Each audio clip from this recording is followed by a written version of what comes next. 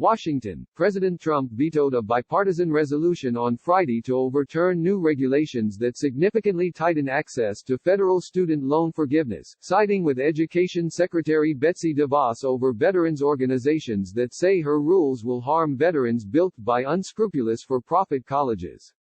The veto will allow stringent rules for students seeking loan forgiveness to take effect on July 1. The rules toughen standards established under the Obama administration for student borrowers seeking to prove their colleges defrauded them and to have their federal loans erased. Even if some borrowers can show they were victims of unscrupulous universities, they could be denied relief unless they can prove their earnings have been adversely affected.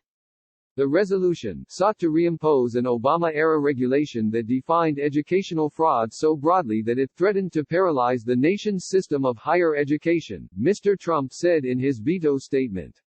The Department of Education's rule strikes a better balance, protecting students' rights to recover from schools that defraud them while foreclosing frivolous lawsuits. It was the president's eighth veto.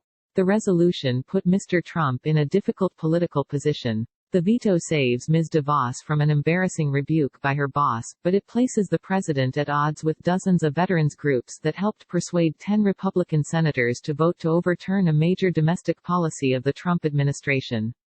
Veterans groups said the rule failed to protect military service members who have long been the targets of predatory tactics by colleges because of their lucrative GI benefits.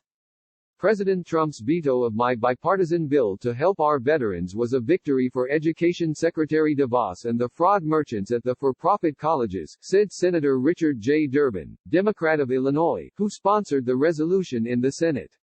My question to the president, in 4 days, did you forget those flag-waving Memorial Day speeches as you vetoed a bill the veterans were begging for?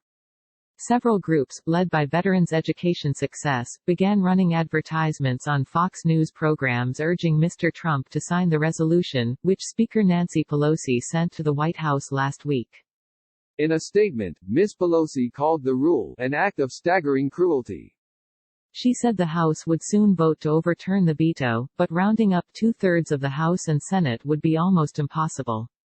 The House and Senate, on a bipartisan basis, firmly stood with our students and veterans to reject the administration's cruel and dangerous decision, Ms. Pelosi said. It is sad that the president rejected the will of the Congress and the country with his veto. The news of the veto left groups despondent. Only hours beforehand, the American Legion, a nonpartisan group that represents 2 million members, pleaded with the president to sign the resolution, saying that Ms. DeVos's rule would make it nearly impossible for cheated veterans to use it.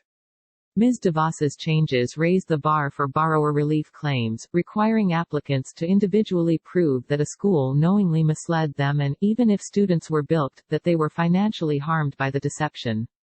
They also set a 3-year deadline on claims. Veterans have been aggressively targeted due to their service to our country, the Legion's national commander, James W. Oxford, wrote in a statement on Friday.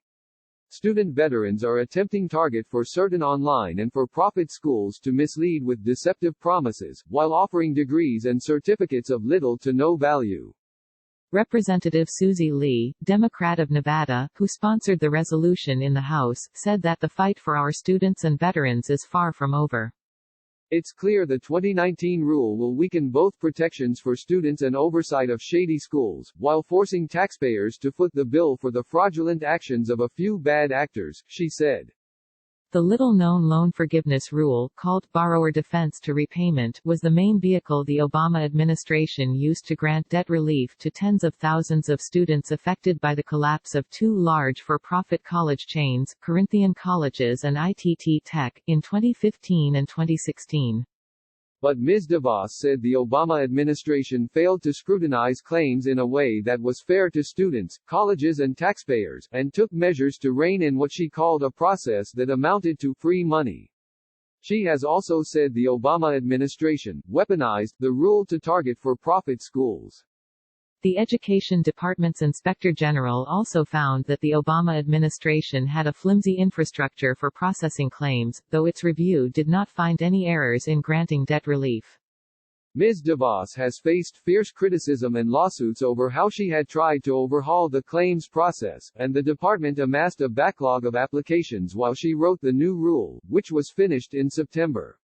The department said the new rule would save taxpayers about $11 billion over the next decade.